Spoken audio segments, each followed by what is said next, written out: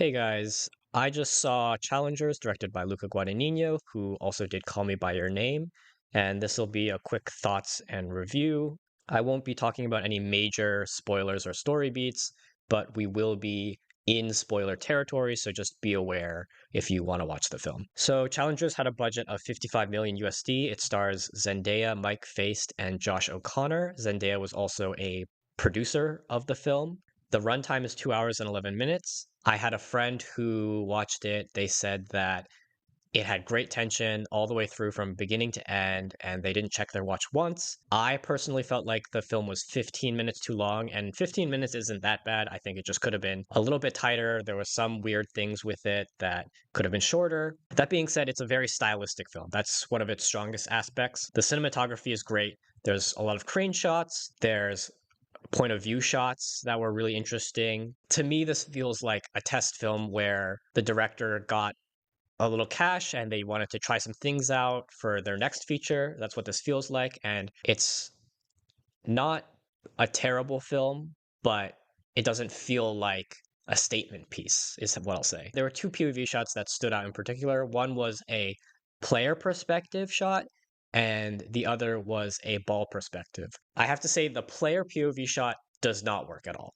The player POV shot is jarring and it stands out too much. It doesn't match with the rest of the film's style and editing up until that point. It feels very video gamey, so I think it detracts from the presentation. On the other hand, the ball POV shot, although it was a bit disorienting, it was visually very interesting. It matches the style perfectly. It matches the hectic editing. I think that really worked well. There was also a split screen shot. It only happens once. It's two panels with the two male characters on either side, and then in the center where the split is, Zendaya is foreground. I don't know if it added or detracted from the film. I liked it. The person I saw it with did not like it, so that's just a personal taste hit or miss thing. There was a sequence in the second half of the film where there's a drop in frame rate, and I don't know who made that decision. I don't like that decision. That was terrible. The drop in frame rate was terrible. I don't know why they did that. Still speaking on style, they used pink colored font for the overlay text. You'll notice right at the beginning of the movie, either the second or third text on screen, it did not stay on long enough. That's just a weird oversight. I don't know how that happened. But besides that, there was questionable editing. There were some spotty cuts in the film. I think this goes back to style. I think it was definitely purposeful. Maybe they missed some coverage on certain scenes. So you'll notice that it cuts from one subject matter to the same subject matter as if there was like a mistake and they just had to splice over that. It wasn't terrible. It wasn't egregious. What was egregious was the music. Oh my God, the music was so obnoxious. The music is the reason that this film for me is just fine rather than being good or enjoyable. The music was overbearing, it was constantly there, it was emotionally insistent. It would cut in and out. I think that's part of the style. I didn't mind it cutting in and out. And I don't even mind the music itself. I think the music in its own consideration is not bad, but just how it was used was so annoying. There were certain parts of the film where the music was too loud in the mix and it covered up the character's dialogue delivery. It would completely insist on the emotional tone of a scene rather than letting the fantastic performances play out. It reminded me of All Quiet on the Western Front's EDM lick, the bass lick that has become a meme at this point. The main theme of Challengers is this driving EDM beat it's like a hype beat for sports films or for a workout. It was exactly when the main theme came back in that I was rolling my eyes and checking my watch because it was just so obnoxious. Going back to the performances though, they were great performances. Zendaya is a great actress. The two other male leads were fantastic. In fact,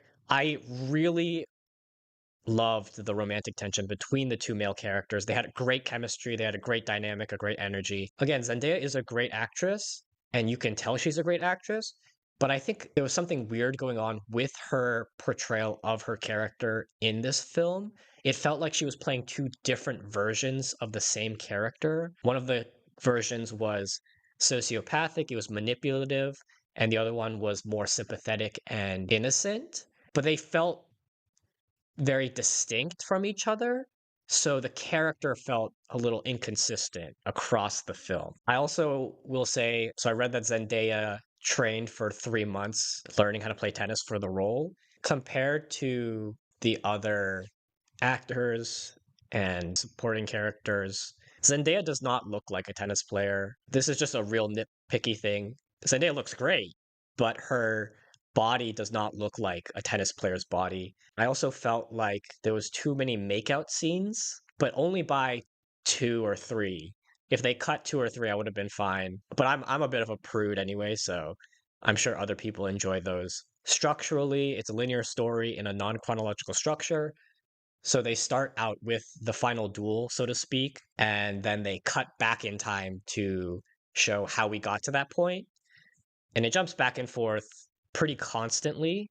I don't really have anything to say about that. It is what it is. I think the non-chronological structure makes it more interesting as a viewing experience, but I don't necessarily feel like it was a decision they made from the beginning. It seems like an editing room decision, but I'm just speculating here. There's a lot of obvious advertising in it. When you see the brand name products, you'll see them. That's also not the most egregious. Other films have done it worse, but it is there. And then speaking on the story itself, I didn't know anything about this film going in. I didn't watch the trailer until after seeing the film. This film is certainly more focused on the relationship drama, and I would say it's more of an affair film than a sports film. I wanted it to be a throuple situation, but it wasn't. It was a love triangle, and it wasn't even a filled in love triangle. It was just the perimeter of a love triangle.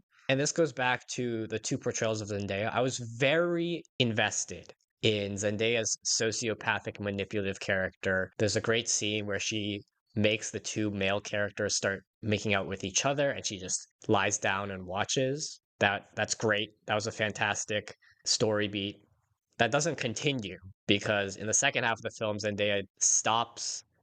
Zendaya is still manipulative, but she doesn't play the manipulative character anymore.